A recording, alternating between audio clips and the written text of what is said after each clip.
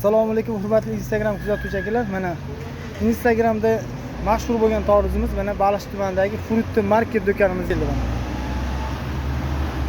Torizlar pishganligi zo'r aka. Kalibrlari zo'r, mazza qilib sotasiz aka.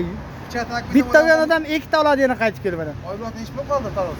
2200 so'mdan mana shuga optim tushirib berdik. Xalqim uchun 3000 so'mdan qo'yib berasizmi aka?